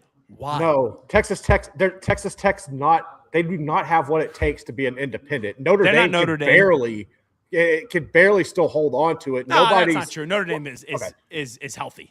They're healthy, but they're the only one that can do it. Like, we've seen BYU try it, and then they desperately were craving to get into a conference, and the Big 12 saved them. Texas could be an independent. Texas Tech can't. No, but here's the thing: the Big 12 doesn't have the footing. No. To basically say to Texas Tech, we're going to break away from you. No. Because there will be schools down the road that leave the Big 12 to form into whatever the next version is of college football. And here's the other part. This is the biggest bullcrap in the entire statement. There is considerable concern within the Big 12 that the league will incur reputational harm and irreparable damage to public and member trust and the integrity of the league compensations if Sorsby were to play, and is concerned that the Red Raiders would take a spot from another school in the league's championship game with a player that has acted contrary to the conference values. Here's the biggest part about this. The long-term ban, like the long-term harm, Brendan Sorsby after this year is done with Texas Tech, and he's done with the Big 12. Is any sane person next year sitting there and saying, hey, you can't trust Texas Tech because they let Sorsby played? Like, come on. This is a one-year situation. This is not, I'm going to look at the Big 12 differently because they let Sorsby play. I may not like it. I'm not going to look at the rest of the conference differently. I'm not going to think then 5 years from now, look at Texas Tech when Sorsby's not even with the program. They can't be trusted. That's the part of this, Garrett, that I don't understand whatsoever. I think that stems more so, instead of Sorsby, more so the Cody Campbell aspect of Texas Tech and them rubbing people the wrong way with pushing the CSC narrative, trying to get those rules passed and pissing off the SEC and the Big Ten along the way. I think it's saying it's going to have bigger harm for programs within the Big 12 if they're ever within that next move of realignment and stuff, that it would hinder how they're viewed. More so Texas Tech than anybody else within the conference. Yeah, I don't agree with that, but Kenneth Maynard says, expect the poll and rankings to punish Texas Tech. They lose a game, they will take a tumble, and a lot of roughing the passer, no calls. Two parts about this. Texas Tech's schedule is easy. Mm-hmm. They lose a game, they deserve to take a tumble. Yeah. The other part, the rankings mean crap. The AP poll rankings and the coaches poll rankings mean nothing. The only thing that matters is the college football playoff polls and also the AP poll. Am I supposed to give a rat's ass what they think last year after USF played Florida, beat them? One gal had Florida move up 2 spots and didn't even have USF in her poll. Unfortunately, yes, we have to care about it because those initial rankings that come out still dictate the outcome, and that's the flawed situation. But do they? In this. Yeah, do they? do. Notre Dame was in the entire time, and then the last week when they weren't playing, they got held out. Do those initial rankings mean anything? I don't think so. I think the rankings set up for the domino effect. And if you're in a team, if you're the Big 12, you're not going to get the benefit of the doubt of the SEC or the Big 10, and your best team is going to be positioned outside of the top 10. More than likely, Texas Tech will find themselves on the inside of it. And as the season progresses, it's going to be more challenging for those teams to work their way up in into the polls as it shifts. You're going to see more and more teams pass them because of how the initial initial rankings are set up. But that's the flawed part. You know what the ironic part is? I actually think there's a better chance the Big 12 gets 2 teams in this year if they rule Texas Tech ineligible for the Big 12 championship game. Really? Yeah. You think so? You would get the winner and Tech? Here's why. Saying? It's the 5 highest ranked conference champions. Mm-hmm. Let's say Texas Tech goes undefeated in the regular season. Or let's say they have 1 loss in the regular season. Right. And they're not allowed to go to the conference championship game because, let's say the Big 12 wins this. Houston or BYU wins the conference with 2 losses or fewer. They're in. They are in. They will be one of the 5 highest ranked conference champions. That's one school. And quite frankly, if you tell me, would I rather see a 1-loss Texas Tech team or potentially an undefeated Texas Tech team or a 3-loss SEC school? Because that's what these debates have been the last few years. Mm-hmm. It's like we're bitching about, should South Carolina get in? Should Texas get in? Should 3 losses? I'd rather see Texas Tech in there. I would too, but I think in that I don't know how that would shake out because I feel like instead of the Big 12 getting 2 teams in, Notre Dame would get the jump over one of them. Well, Notre Dame's different. Rightfully so. Notre Dame is different because that rule is different. If Notre Dame's in the top 12, Notre Dame's in. Right. So, yes, if it comes down to the last spot where Tech is ranked in front of Notre Dame, Tech's 11, Notre Dame's 12, nothing you could do about that. Right. Nothing you could do about that. But I do think that if Texas Tech is banned from playing in the Big 12 championship game, in a weird way, it increases the chances of the Big 12 getting 2 teams in the college football playoff because BYU plays Houston in the conference championship game. We saw it last year. Yeah. Texas Tech played BYU. No one's sitting there saying BYU should be in the college football playoff. It's basically 1 spot. It's basically 1 spot that you're playing for. And if you have a team like Texas Tech that people think deserves to go, and another team takes one of the 5 highest ranked spots, I think it does improve the chances of the Big 12 in a weird way getting 2 teams in the college football playoff. And here's the other thing. I saw Kenny Maynard said, and a lot of roughing the passer no calls. I'm sorry. There is a 0% chance an official is not going to call a game the way that he would normally call a game because he doesn't think Brendan Sorsby should be playing on the field or not. And if that's the case, that's ridiculous. Yeah, I think there's too much integrity in that, and there's already question. I don't think that's going to be a problem at all. Now, players might try to take some cheap shots or whatever, but I don't think it's going to be on the officiating. And people aren't getting what I'm saying here because people are saying it's more likely the ACC gets 2 teams in the playoff this year. I would agree with that. I would. Like, could Miami be in the championship game up against Louisville? Could Louisville beat Miami, or could SMU beat Miami and then Miami gets in? Yes, just like what you saw with Clemson and SMU. What I'm saying is if Texas Tech is eligible for the Big 12 championship game, the odds of the Big 12 getting 2 teams in, I don't think are great. Now, could there be a world where Texas Tech is undefeated in the regular season, they lose in the Big 12 championship game, the Big 12 winner gets in, and Texas Tech gets in? Yes. Just like what happened with Clemson and SMU 2 years ago. What I think is better for the Big 12, in a weird way, they make Texas Tech ineligible for the Big 12 championship game, and Texas Tech is the Texas Tech we think they should be, which is undefeated in the regular season this year. I don't think that the College Football Playoff Committee is going to keep out a 0-loss non-Big 12 champion because they were ineligible for the Big 12 championship game in Texas Tech. I think they would find a way to put whoever wins BYU or Houston in because they're one of the 5 highest ranked conference champions. And then you would also put Texas Tech in if they are 1 loss or fewer, even if they don't have a Big 12 championship. Like, I in a weird way, I think it's slightly more likely that the Big 12 gets 2 teams in the college football playoff if they make Texas Tech ineligible. Is there still a road for 2 teams to get in? If Texas Tech is eligible, sure. But I believe there will be more juice and more momentum to put Texas Tech in if people think they're worthy, if they don't get put in the Big 12 championship game, because I think people want to see the 12 best teams. And people are tired of the conferences, people are tired of the NCAA, and people are tired of a lack of common sense. And Garrett, for me, it would be a lack of common sense if we say, play the entire season, play all Big 12 play, but then, if you're eligible to go to the Big 12 championship game, if you have the resume, we're not going to let you go because we need to put, our fingerprints somewhere into a punitive action for you. I just don't see a situation. I don't think the Big 12 has the cachet to get 2 teams in. I feel like there would be a scenario or a situation, and it might be putting Texas Tech, ranking them where Notre Dame jumps them or something.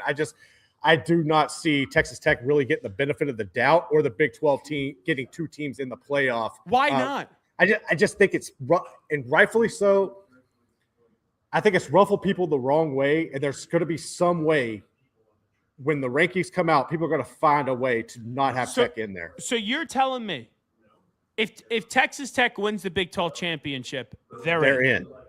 Outside of that, I don't think they're getting in. But so you're telling me they're undefeated in the regular season. They aren't eligible to go to the Big 12 championship game. You think the College Football Playoff Committee is not going to put them in when they have 12 spots? This isn't Florida State where you got 4 spots. They got 12 spots. I mean, I don't know, dude. Like, I think you're going to see a situation where you have a 2-loss SEC or 2-loss Big 10 get the benefit of the doubt and jump them. Maybe even possibly a 3-loss, just given the circumstances. That would be egregious. But I wouldn't put it past it. I would not put it past this happening. But why? Because of the game. Like, if the kid is eligible to play, and they say 2-game suspension and then play, I don't think the Big 12 should then say, oh, no, we don't want you to be eligible for the Big 12 championship game. And I don't think the College Football Playoff Committee would then say, oh, well, Texas Tech was undefeated in the regular season, but their conference ruled them ineligible for the Big 12 championship game. So now we're not going to put them in. Like, I remember having these conversations with Michigan. Like, people thought that Michigan shouldn't have been eligible to go to the Big 10 championship game. And I go, okay, fine. Don't let them play. Right. If they beat Ohio State, We all know that they're the best team in the Big Ten. They beat Ohio State with Harbaugh not even allowed on the sidelines because of the 3-game suspension. You're going to keep them out of the college football playoff? And that was with a 4-team playoff, I thought that. Well, I mean, you also have the situation where we talked about the strength of schedule and all that becoming a play. You're going to have people pushing, whether it's an SEC or a Big Ten team. But once again, if you are undefeated, I get it. Undefeated, there is no way in hell an undefeated Texas Tech is not going to the college football playoff. Assuming the committee says they can't, or assuming that the Big 12 rules them ineligible for the college for the Big 12 championship. I would love to agree with you. And I think you should be right. But I do Big not. 12 guy? Dude, I can give. I don't trust this. You know what's about the Big? What do you not trust? I just don't trust that you're going to have people make logical decisions to allow them in. I do not see it happening. What would be the justification? What would you? All right, you're the college football playoff chairman. Right. Texas Tech is undefeated, 12-0. Couldn't go to their conference championship game. What would be the justification? The last 2 years in a 12-team playoff, it's been 2 or 3 lost teams that we've been debating. What would be the justification of keeping, let's say Houston wins the Big 12. Okay. Texas Tech, if they're undefeated, would have beat Houston in the regular season. What would be the justification? I know Houston wins the conference, so they're one of the 5 highest-ranked conference champs. They got to go. Right. But what would be the justification then of keeping Texas Tech out? And let's say Alabama is 3 losses. How would you justify that? You can't. Undefeated. You can't justify it, but we've seen that but just being able to justify things doesn't matter in college sports anymore. But this is totally different. This is not, both teams have 2 losses, and then should we play head-to-head or not? This is not 2 losses versus 3 losses. This scenario would be undefeated versus 3 losses. I know. It's not undefeated on the G5 level. It's on the Big 12. I get it. It's not the SEC. I get it. It's not the Big 10. But, if that was the case, why didn't more people make a bigger push for Vanderbilt last year? They had 2 losses in the SEC. No one said a word about that. No, I get it, dude. I'm with you. I feel like we're seeing something I don't know. We're seeing something so unique and unusual in this circumstance that I think it's going to come back and bite them in the ass. If Texas Tech is undefeated in the regular season and they don't make the college football playoff, I will boycott the college football playoff this year. Rightfully so. I think a lot of people. Zero reason to watch it. Not that I think Texas Tech would even go win a national championship, but if they are undefeated and the Big 12 elects to kind of strong arm them, we're not going to let you play in the Big 12 championship game, the college football playoff committee would be the biggest group of morons that I've ever seen. Who wouldn't want to see a team that was ruled ineligible for the Big 12 championship game, that was undefeated in the regular season? There's a gambling controversy around the star quarterback. The TV ratings would be through the roof playing Texas Tech. Absolutely. Every reason would be there to put Texas Tech in. Every single one. The NCAA has no power. The Big 12 has no power. Every single reason the college football playoff committee would be like, yep, let's put them in. Would you have some curmudgeon ADs that'd be like, it's not right, blah, blah, blah, blah, blah. But I would think enough votes would go in favor of putting Tech in the college football playoff. All righty, this is Zach Gelb Show right here on 365 Sports. Take a break. We'll talk a little UFC Freedom 250 next. Do you have a second? Yeah, come on in. Thanks. I'm having an issue with Ralph. With Ralph? He keeps stealing my lunch. He's just researching new flavors. That is slow smoked turkey. Ralph steals my lunch all the time. You get used to it. He also peed on my bag. He is warming up to you. You know, starting a new job, it's a big change. I want you to think about how you can be more accommodating to Ralph. We're all co-owners here.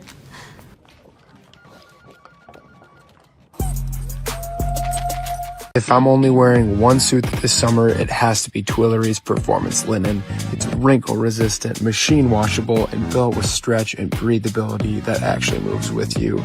It'll keep you cool, sharp, and stress-free at your next event.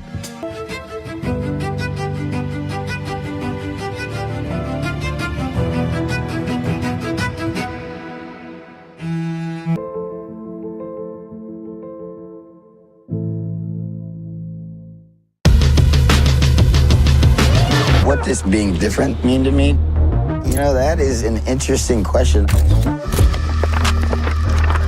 Because there really isn't one way. There's a bunch of different ways you could do it.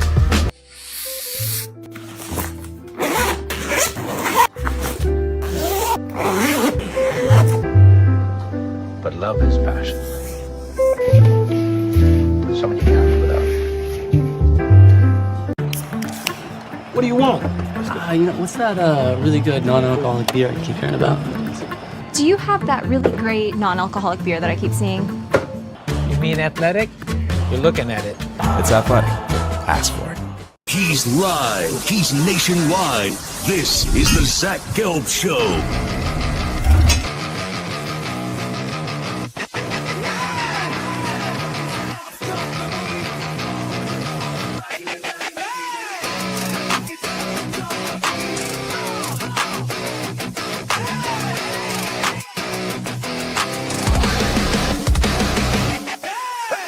Here's your host, Zach Gelb. One last thing on the Sorsby situation, Garrett, and then I'll get to UFC Freedom 250. I know we got like way far ahead of this, but that's like what the conversation should be. Yeah. Whether is the juice worth the squeeze here for the Big 12? I'm done predicting, how things will play out in the court of law. But does anyone actually think the Big 12 is going to get their way here? Like anytime anyone associated with the NCAA or a conference goes to court, they usually don't get their way. And just I'm not a legal expert. Right. But if a judge is going to tell you get a 2-game suspension and then he's eligible to play, like that should be the end of this. Yeah, it should be, honestly. I don't really know what any of these politicians that are out there jumping on board with this. You had the AG from Texas come out in support of it. Now you had Oklahoma's AG, you had Kansas AG saying they'll back the Big 12. I don't know realistically what anything can do. That's why I said earlier, this feels like it's just posturing, and it really feels like it's a stunt, become a publicity stunt for people. He's going to play, bro. Like at the end of the day, he's going to play. Texas Tech's going to, support, rightfully so, and hope for their investment to pay off. We just got to deal with it. I will say though, if somehow the Big 12 does deem them ineligible for the Big 12 championship game, the crying that's going to come out of Texas Tech fans is going to be wild from Lubbock. This has already turned into like one of the most chaotic things I've seen in quite some times in our area. It's it's going to heat up even more. UFC Freedom 250. I have a few takeaways. Okay. And I know that they've changed a little bit of the start times with the UFC. Long events. And this is my one gripe with the UFC, Garrett. And I've struggled with this in the past when I'm not in the building. Mm-hmm. Staying up for some of these events and how late these fights go, it can be problematic. Now, maybe it's the fight game, and usually like the fight game, it's on later. But like you just got to pay for Paramount Plus or not. And now if you do pay, you end up getting it. Like I know they've moved up the start times earlier. I'd move them up even earlier. Yes. Because I took a full train ride last night from, I got on the train at 8 p.m. from Boston, got into the city at like 12, and this stuff was still, like, we weren't even at the main event yet. That's ridiculous. Yeah, no, they got to move the cards up. I don't ever really, I'm not a big fight guy, but every time I see that is one of the complaints I see. All right, so let me run through some of these fights. Diego Lopez defeated Steve Garcia. Bo Nickel, I thought that was big, getting the victory. The UFC's trying to make him a star. I think you have the American guy there. 2 Americans fighting on the White House, but obviously they're trying to make Bo a big star to get that victory up against Kala. I thought was good for his trajectory in the UFC. Mauricio Ruffy gets the victory over Michael Chandler. I'm kind of out on Michael Chandler, like really good dude. And someone that takes a lot of these fights, but the guy just doesn't win. He doesn't win, Michael Chandler. And he's been in some big fights, but when you just consistently don't win, eventually I just don't have an appetite to really see you fight. And sure, I could appreciate with how often you've been in the octagon and the fights that you're willing to take, but this is just from 2021 and on. May of 2021, lost to Charles Oliveira, then lost to Justin Gaethje, then beat Tony Ferguson. Since then, lost to Poirier, lost to Charles again, lost to Paddy Pimblett, and now lost to Mauricio Ruffy. Like, when you are, what is this, 1, 2, 3, 4, 5, 6, you lost 6 out of your last 7 fights. When you've lost 6 out of your last 7 fights, I understand you're a big name. I understand the UFC likes you. I personally, unfortunately, because, you know, I like when I get to talk to Michael Chandler. I enjoy the conversation. I lose an appetite to see you fight. Now, we had on the other day Matt Frivola, and he said Derek Lewis is going to get knocked out in the first round. We ended up getting knocked out in the second round to Josh Hokett. I did not like what Josh did in the octagon afterwards. And I get it, right? You don't really expect there to be any decorum when you're at a UFC fight. And I'm not going to sit there and say everyone's unintelligent because that would be disrespectful. But, you know, these fighters, they say some crazy things. When you go in any other sport, they would get canceled. To have that moment where you're talking to Joe Rogan in the octagon after getting a huge knockout, up against Derek Lewis, and to sit there and make a Michelle Obama is a man joke when you're at the White House, that's just wrong. Like, I don't care if you're Democrat, I don't care if you're Republican, and I get it, right? You are having savages on the White House lawn fighting. Something crazy is going to be said, but you got to have some respect for the office. And I get it, right? Trump is a different president. Trump will say some ridiculous things. There's no doubt about it. So I guess there's really no rules in any of this. But I thought that was a bad moment in what should have been a good moment of getting a victory for Josh, where a lot of people get introduced to him. And to say that, I just thought it was classless. Sean O'Malley, who joined us a few weeks ago, did get a victory in the second round up against Zahabi. And then Alex Pereira, Cyril Gane. Pereira got knocked out standing up, in that second round. And Pereira is such a great fighter, and I've always enjoyed watching him, where it doesn't matter the weight class. He's willing to take the challenge. You get up to heavyweight and you get knocked out like that, you're like, even though it's so tough to doubt someone like Alex Pereira, you see the difference when you slightly go up to heavyweight. I'll be curious if he's going to stay as a heavyweight. He told us when he joined us a week and a half ago or so that he wants to stay as a heavyweight. It's easier for him. The result, obviously not easier, but just in terms of the weight and all that, I'll be curious who they schedule for him next, because outside of McGregor, I would still think, and I know McGregor's going to get back in the octagon coming up shortly against Max Holloway. I don't really know what to expect from McGregor, and it's tough because McGregor's career was going on the decline. Before all the, a lot more off the, away from the octagon problems that happened. I never thought we'd see McGregor return to the octagon, but I guess that is happening. So McGregor's name is always massive just because of what he's done in the past. But in terms of present day fighters, like guys that actually fight habitually, I think Pereira's as big of a name as they do have. So I'll be curious what they do schedule for him next. And then in the main event, Ilia Topuria against Justin Gaethje. No one gave Justin Gaethje any shot. No one did. And early on, it looked like he was gonna get absolutely bounced. And then Gaethje just knocks out Ilia Topuria, right at the end of the fourth round. And he was sitting down in the chair. And then people stepped in and said, this fight's not going to continue. For Gaethje, I'm curious about his fighting future, because we talked to him at the Super Bowl. I'll replay this for you in just a bit. But at the Super Bowl, it's like he knew he wanted to fight Ilia Topuria. He knew he wanted to fight him at the White House. If he would have lost, you don't want to end on a loss, but then also, you know that your time is numbered. And he told me that he was going to retire by the middle of 2027. But he did talk about if he's able to beat Ilia Topuria, that's not a bad one to go out on. And it's kind of, Garrett, I know that when you win a championship, you want to go defend that belt. Mm-hmm. And these are fighters. They're trained to fight, and it's tough to break that mentality. But how many times in sports do we talk about, oh, you win, then maybe you get out and you ride off into the sunset? Like Peyton Manning, when he won his last championship, he didn't play well. No. They didn't win that Super Bowl because of the sheriff. Defense. They won that Super Bowl because of Von Miller and the amount of pressure, and they got under Cam Newton, under duress. So that was a good time for 18 to walk out because, yes, he looked old. Yes, he didn't look well, but he won. Yeah. So winning masks everything. If he would have played another year, number 18, I think you would have saw a really bad season for the Broncos. I think you would have saw a really bad season for him.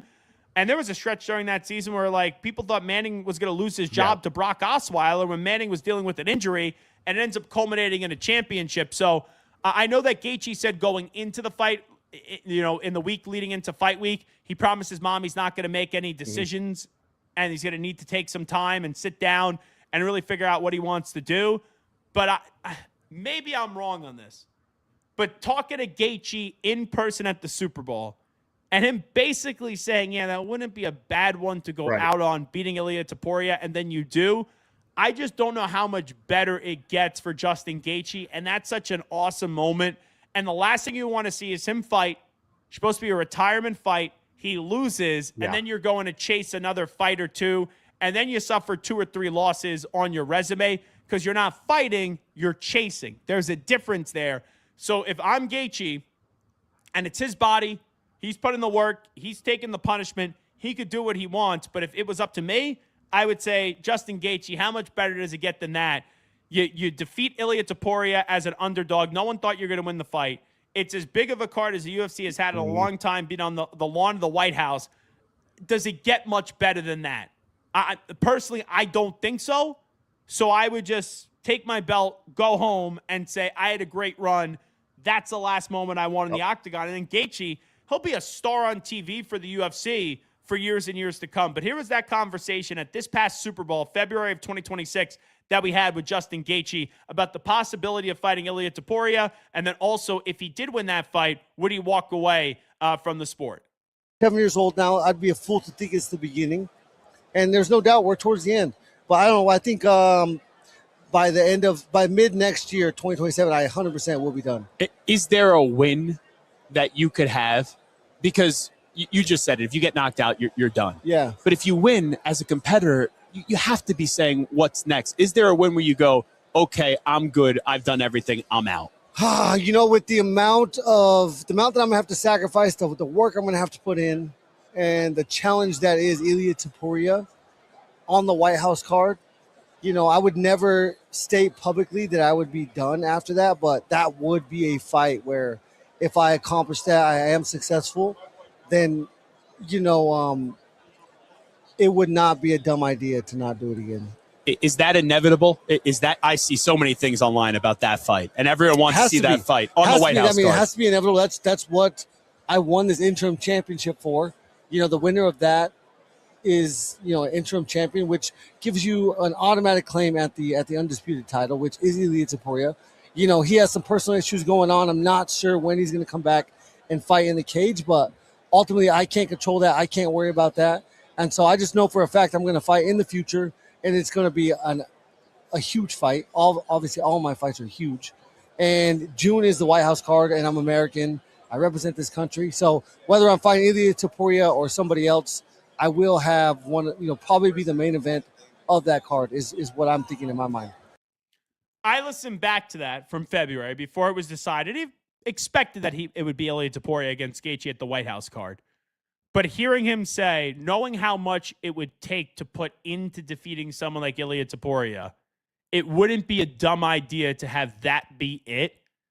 Can he get up for another fight and can he win that fight? Sure. But I don't think he gets much better than what just occurred on Sunday night on a mega card for the UFC.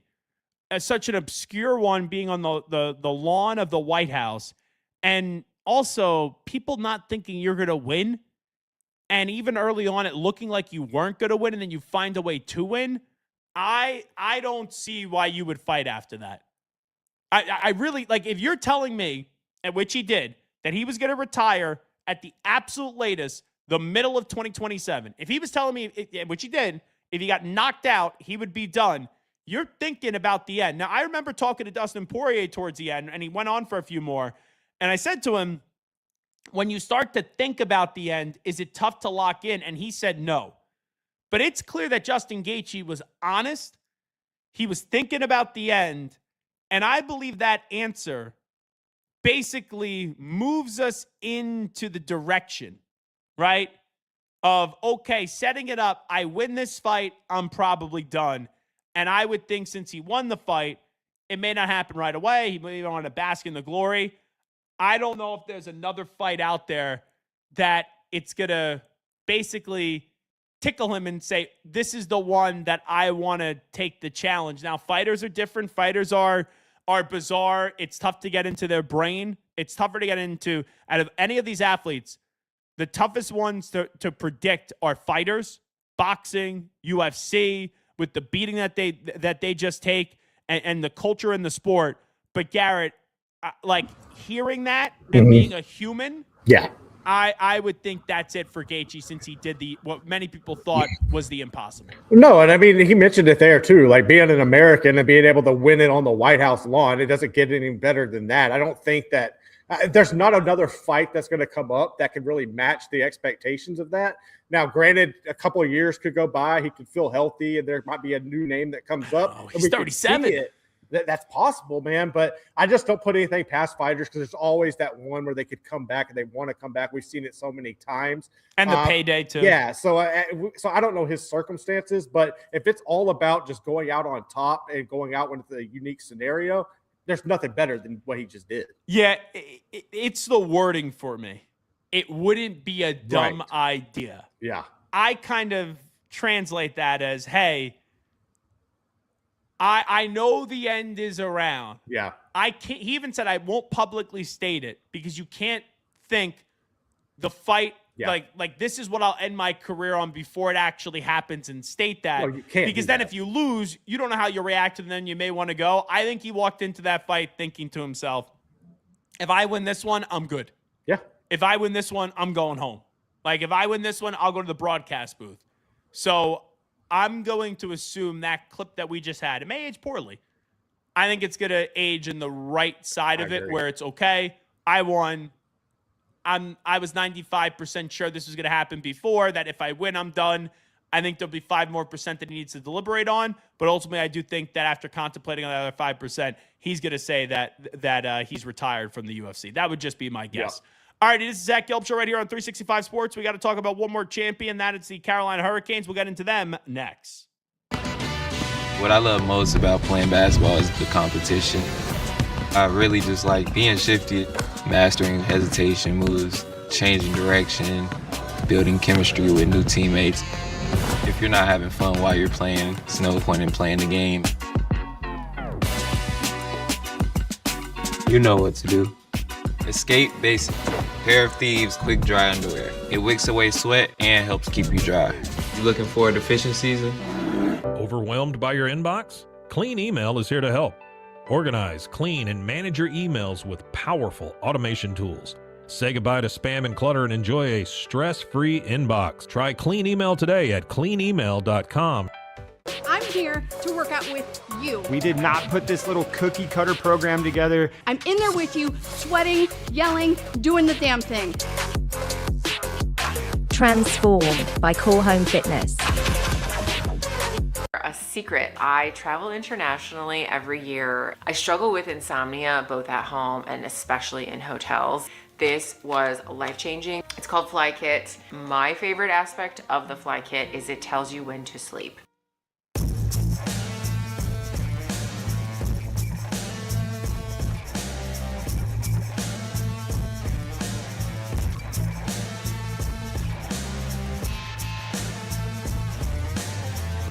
Dude, check out this robe. This is the dude robe. It's perfect for after the shower, gym, or even the beach. This thing is awesome. It also has this super premium towel lining to dry you off right away. Dude, what are you waiting for? Get yourself a dude robe today. At Dreamy, we believe that life can be upgraded in comfort, convenience, and joy.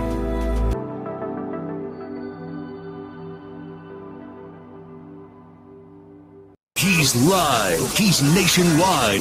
This is the Zach Gelb Show.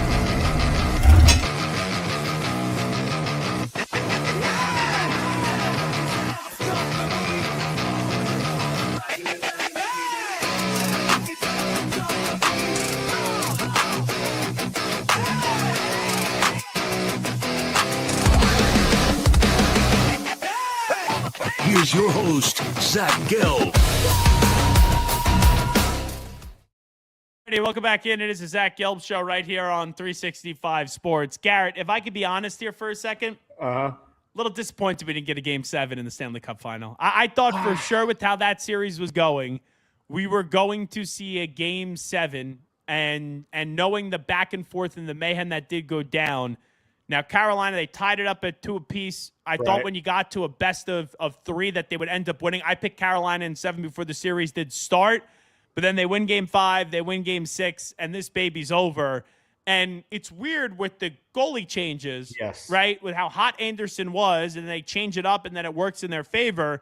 And then going into the Stanley Cup Final, Carter Hart was a hot goaltender, and then he was miserable in the Stanley Cup Final. I know it's a heck of a run for Vegas just to get there, where if they were in the East, they wouldn't even make the postseason. They end up going to the Stanley Cup Final, a month of the season left. They get rid of their head coach in Bruce Cassidy, and they end up hiring John Tortorella. So they've had so much success in their 9 years of existence in the league, winning a Stanley Cup and then losing one as well. But I was surprised with how that series was going, especially the start of this series, that we didn't see a 7th game. But it's well-deserved for Carolina, who, when you have a team that is that close for so many years. Yes. And I know that they got a little bit younger, but it's very tough to not break up your core. And I know that they've had some trades through the years, but there's so many players that have been through the good times, the bad times, and now the ultimate good time, and some of those playoff shortcomings. I give them credit for making the proper changes, trusting their coach. Brendan Moore is phenomenal, won a cup as a player, now won a cup as a coach, and they kept on just going back to the well. Kind of like what Boston should do. Yeah. And I know that Boston, right, there's all this talk about Giannis Antetokounmpo and Jaylen Brown in a trade now. Also, to be fair, they've already won a championship together, Tatum and Brown. But that's why I think Tatum and Brown should stay together, because the odds are in their favor to win another championship again together rather than alone. But a lot of times you have shortcomings. People then say, break it up, break it up, break it up. For the most part, Carolina kept a lot of large pieces there together. And you have a year where the Panthers don't make the playoffs, and then boom, you find your way not only in the Stanley Cup Final, but winning Lord Stanley Cup last night. I was really happy for Sebastian Aho. I've kind of viewed him and Kirill Kaprizov up at Minnesota very similar the past few years. As you're the face of the team, you're always close, but you just didn't have the help to get you over the hump. And you saw that Minnesota addressed it. They were able to get the playoffs, adding Hughes up there with Kirill Kaprizov.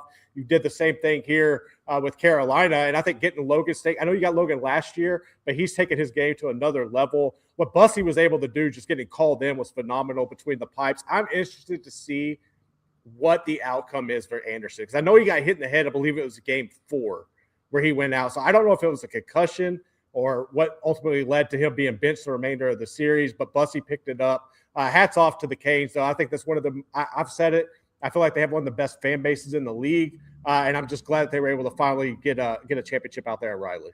Yeah, and obviously it's their second one, with Laviolette and company winning that cup all those years ago with Brendan Moore on that team. So it's fitting now that he, as a coach, finally gets one with how many years that they've been knocking on the door. I know there's not great audio with this, so if you're listening in podcast form, you're going to be like, what the heck is Zach playing? But if you're watching us on YouTube, youtube.com/@365sportsyt, let's see Rod basically hoist that Stanley Cup in Las Vegas last night.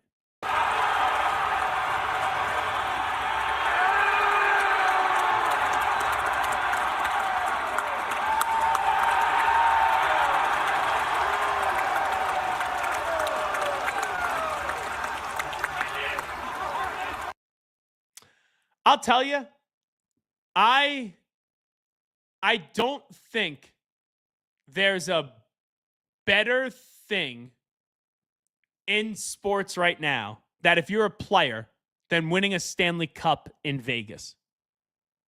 Like you get to go party in Vegas last night, and I think I said the Golden Knights have lost one cup. They've lost now two. Yeah, two now. After last night, because the Capitals won the cup in Vegas, and that was the first year, I think, of the franchise for Vegas. But imagine if you are a team, you want to win a championship at home. Right. But you get to win a championship, and then you get to go out in Vegas with the cup. Like, I remember a buddy of mine went out to Vegas. He's a big Caps fan. When the Capitals won the cup, and he was in the nightclubs with the Caps. That's sick. And they're just passing around the Stanley Cup and parading around from party room to party room, casino to casino in Las Vegas. No, I mean, if you're going to win one on the road, Vegas is the best city to do it in. I can imagine what that scene would be like, because that's a very passionate fan base. I'm sure there'd be some mixed emotions in the clubs and everything, but that would be fun. That would definitely be a fun place to go. I think if you're in the club and the cup is there, you're just, wow. Yeah. Can't believe it whatsoever. Exactly. This is my favorite part, though. The moment the Stanley Cup is won, I don't care if it's a blowout. I don't care if it's a close game. Obviously, if it's a game-winning goal and a walk-off, that's the ultimate emotion. But the minute the clock goes 3, 2, 1, 0, and you see all these tough, hockey guys with all the long playoff beards, and instantly they win the cup, they gather together as a team, and then the high-pitched screaming. It's almost like these men go back to being 8 or 9-year-old boys. Let's play about 20 seconds of that with the Canes winning the cup last night, as you saw on ESPN and ABC. They're going to clinch it appropriately with a total team effort and a shutout. The Carolina Hurricanes have won the Stanley Cup for the second time.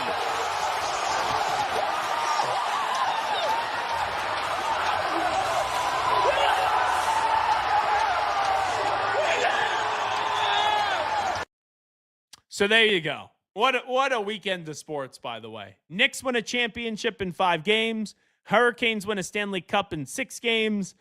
You had UFC Freedom 250, and now we got a fight coming in college football once again. The Big 12 up against Texas Tech and Brendan Sorsby. Which one doesn't belong?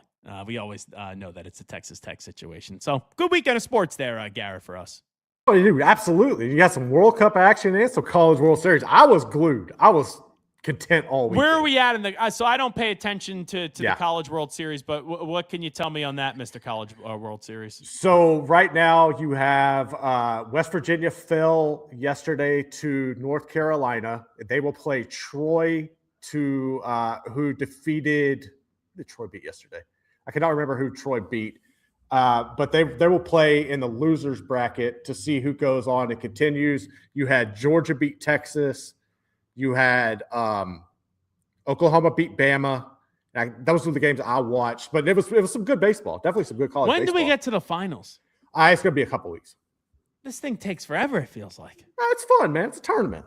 I know, but I'm sitting here. I feel like we were close maybe to the end. I guess we're not close yet. We're close. Just soak it up. Enjoy it. It'll be here. And everyone has interest in this World Cup. I was in Boston yesterday. People out and about. I know people at MetLife Stadium out and about, Philly out and about. The street presence has been nuts for these things. Yeah. I don't want to be like the party pooper. I do not care about the World Cup. I don't care about the games themselves. I've watched a couple. I thoroughly enjoy seeing the cultures of everybody, learning new cultures and getting together and experiencing that. I personally would love to see that. Like, once a summer, let's rotate and everybody go learn some new cultures. But that's the thing that I've personally enjoyed the most about it. You know when I was really out on soccer? With? And I understand the points and why it's like better to tie. I hate watching games where you could tie. Yeah. Yes, we had that yesterday. It was the U.S. with England years ago when the ball went between, I think the goalie's name was Rob Green. Mm-hmm. The ball went through his legs and the U.S. tied the game. I think it was like 1-1 or whatever the score. I don't remember what the score was. And all my friends were like, we tied. Yeah, I'm not doing that. I want a win or a loss. Yeah.